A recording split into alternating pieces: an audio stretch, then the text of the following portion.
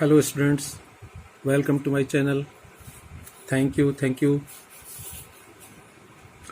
आज मैं physical quantities के डायमेंशंस के बारे में बताऊंगा। डायमेंशन है क्या, पहले हम लोग इसको डिफाइन कर लेते हैं। डायमेंशन किसी भी फिजिकल क्वांटिटी के यूनिट को प्राप्त करना है, तो उसको प्राप्त करने के लिए जो फंडामेंटल यूनिट्स होते हैं उन पर जो पावर लगाए जाते हैं। पावर का मतलब यहाँ हुआ जैसे एक्स स्क्वायर, तो यहाँ 2 जो पावर हुआ एक्स का, तो उसी तरह से पावर यहाँ लगाएंगे। तो फंडामेंटल यूनिट्स पर जो पावर लगाएंगे उस पावर को ही हम उस फिजिकल क्वांटिटी का डायमेंशन कहते हैं। यहाँ लिखते हैं किसी फिजिकल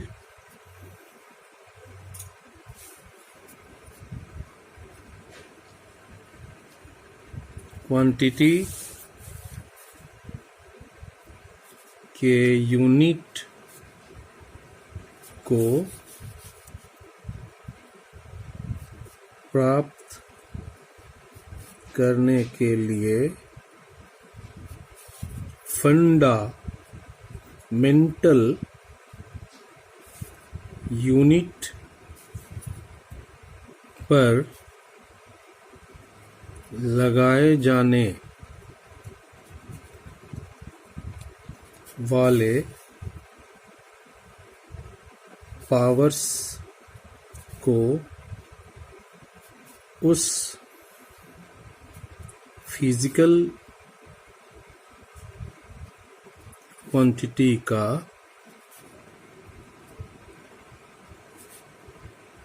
डायमेंशन कहते हैं। एक एग्जाम्पल लेकर के देखते हैं हम लोग। एग्जाम्पल,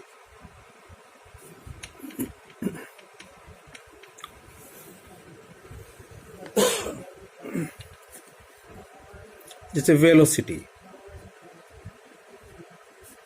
इज इक्वल टू कितना होता है, डिस्प्लेसमेंट बाई टाइम। तो अब हम डिस्प्लेसमेंट नहीं लिखते, क्योंकि डिस्प्लेसमेंट आप जानते हैं कि लेंथ के रूप में एक्सप्रेस किया जाता है। तो यहां लिखते हैं लेंथ और डिवाइडेड बाई टाइम।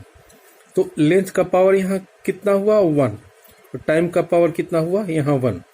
तो अगर लिखें इसको हम तो इस प्रकार से लिखते हैं, लेंथ का पावर 1 और टाइम का पावर कितना हो जाएगा -1। तो यहां हम कहेंगे कि वेलोसिटी का डायमेंशन लेंथ में कितना है 1 है, और टाइम में कितना है -1 है। अतः वेलोसिटी का डायमेंशन लेंथ में 1 तथा टाइम में -1 है। ये एक एग्जाम्पल हुआ। अगर दूसरा एग्जाम्पल लेकर के देखा जाए, और लिखते हैं जैसे फोर्स इज इक्वल टू कितना हुआ, मास इनटू एक्सेलरेशन। तो मास हो गया, और एक्सेलरेशन को लिखते हैं वेलोसिटी बाई टाइम। फिर इसको लिखेंगे मास, और वेलोसिटी को क्या लिखते हैं, लेंथ बाई टाइम, और एक टाइम पहले से है तो टाइम स्क्वायर। तो कैसे लिखा जाए इसको, मास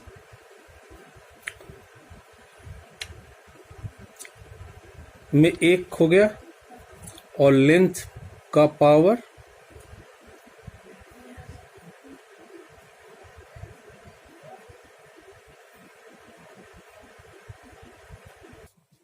-1 और टाइम का पावर -2 हो जाएगा।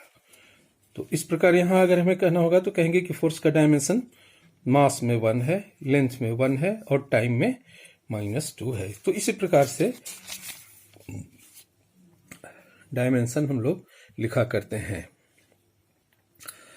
अब एक चीज और भी है कि किसी भी फिजिकल क्वांटिटी का डायमेंशन अगर हमें लिखना होगा तो उसको बिग ब्रैकेट में लिखा जाता है। Big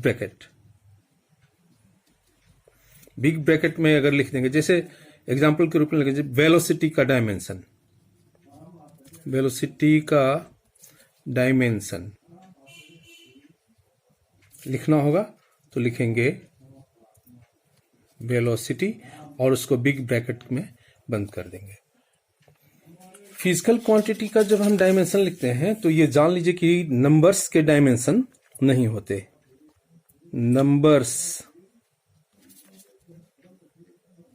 have no dimension.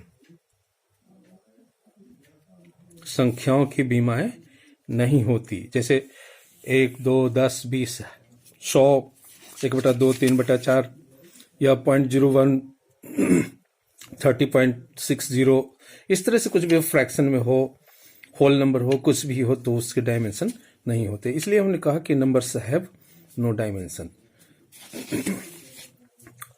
Physical quantity जो थी 7 हमारे पास बेसिक एसआई क्वांटिटीज, तो उनका डायमेंशन कैसे लिखते हैं हम लोग ये देखते हैं।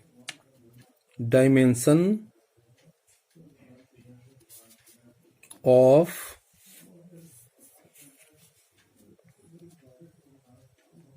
बेसिक क्वांटिटीज,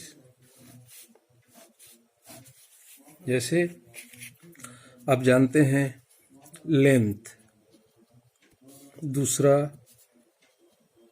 मास, तीसरा टाइम, चौथा thermodynamic,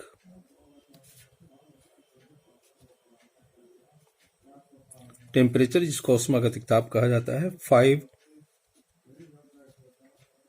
electric current, 6 luminous intensity और 7 अमाउंट ऑफ सब्सटेंस। इनके यूनिट्स के बारे में ऑलरेडी हम जान चुके हैं, लेकिन डायमेंशन जैसे लेंथ लिखते हैं तो इसका कैपिटल इनिशियल जो शुरू का लेटर है उसका हम कैपिटल लेटर लिखते हैं, जैसे एल। मास होगा तो उसको लिखेंगे एम, टाइम होगा तो उसका लिखेंगे टी, इस प्रकार से। लेकिन थर्मोडायनेमिक टेम्परेचर में यहां से थोड़ा बदल जाता है। जैसे इसका यूनिट होता है, हम जानते हैं केल्विन, तो केल्विन का यहाँ के दिया जाता है, के, या कहीं कहीं एच भी लिखा जाता है। इलेक्ट्रिक करंट है तो जिसका इसका यूनिट होता है एम्पियर, लेकिन जब डायमेंशन लिखते हैं तो हम लिखते हैं आई। उसी तरह से ल्यूमिनस इंटेंसिटी का लिखा जाता है candela,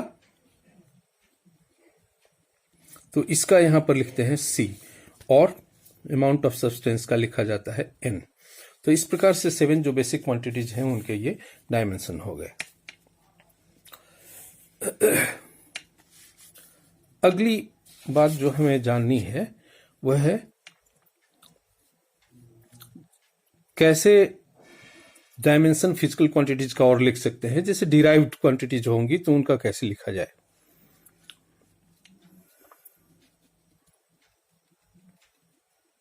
dimensions of some physical quantities other than above 7 quantities, ये तो बेसिक क्वांटिटीज हो गई। इनके अतिरिक्त जितने भी क्वांटिटीज होंगी सबके सब डिराइव्ड क्वांटिटीज होंगी। तो एक्चुअली वो डिराइव्ड क्वांटिटीज के बारे में ही हमें जानना है कि कैसे उनका लिखा जाएगा। जैसे स्टार्ट करते हैं एरिया, तो एरिया आप जानते हैं कि क्या होता है, लेंथ इनटू लेंथ।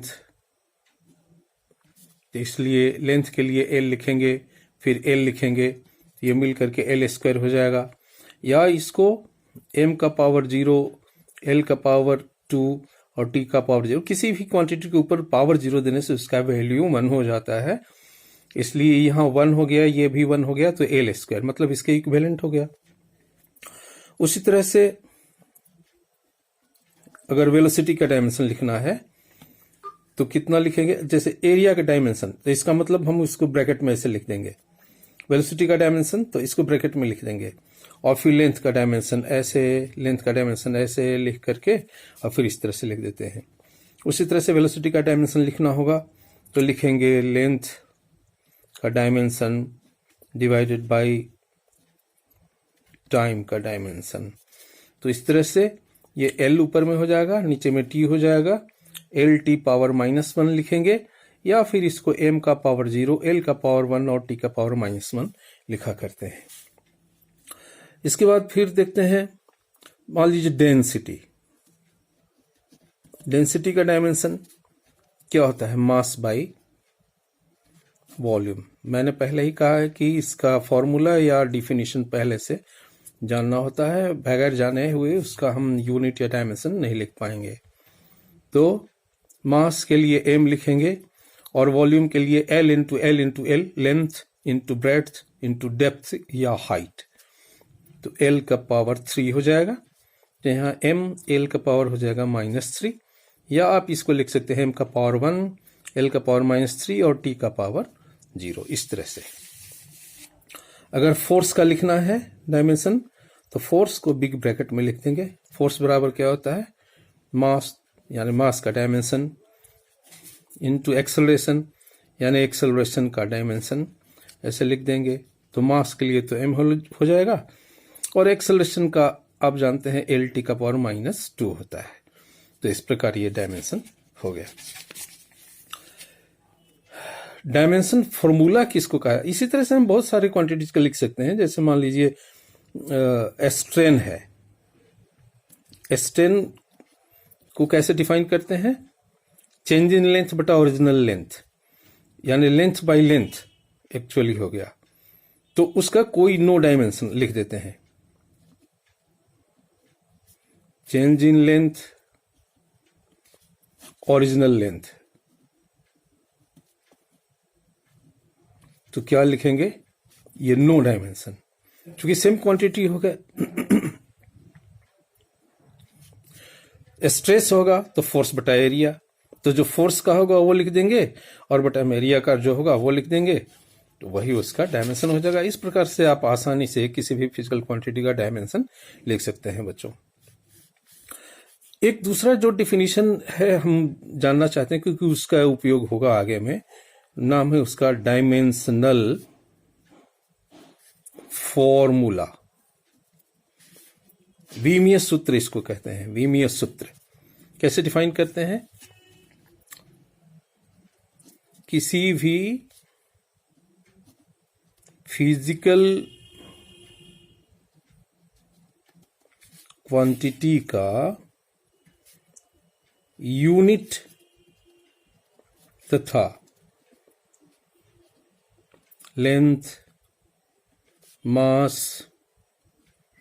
और टाइम के फंडामेंटल यूनिट्स के बीच रिलेशन दर्शाने वाले एक्सप्रेशन को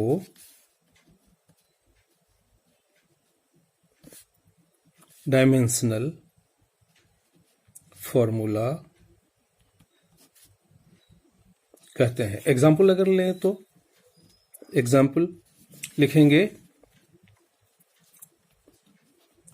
वेलोसिटी का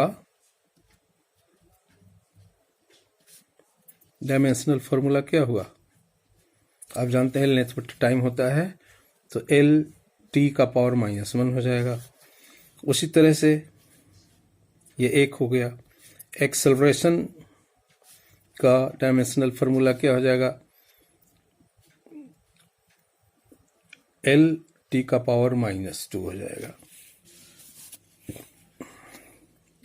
डायमेंशनल फॉर्मूला के बाद हम जाने कि डायमेंशनल इक्वेशन किसको कहते हैं। डायमेंशनल इक्वेशन, इसको विमीय समीकरण कहा जाता है बच्चों। तो अगर डायमेंशनल फॉर्मूला को इक्वेशन के रूप में हम लिखें या एक्सप्रेस करें तो उसको डायमेंशनल इक्वेशन कहा जाता है।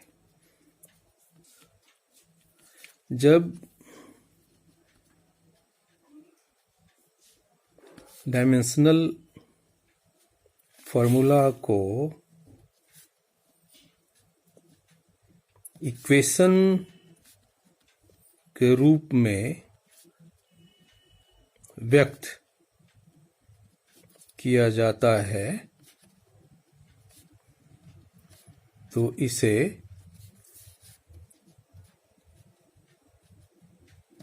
डायमेंशनल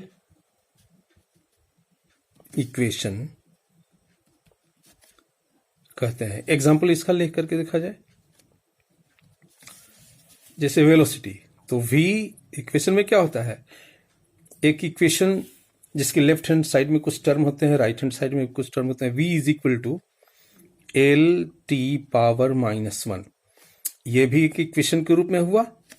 जैसे एक्सेलरेशन है तो इसके लिए क्या लिखेंगे, एल टी पावर -2, ये भी, तो ये डायमेंशनल इक्वेशन हो गया।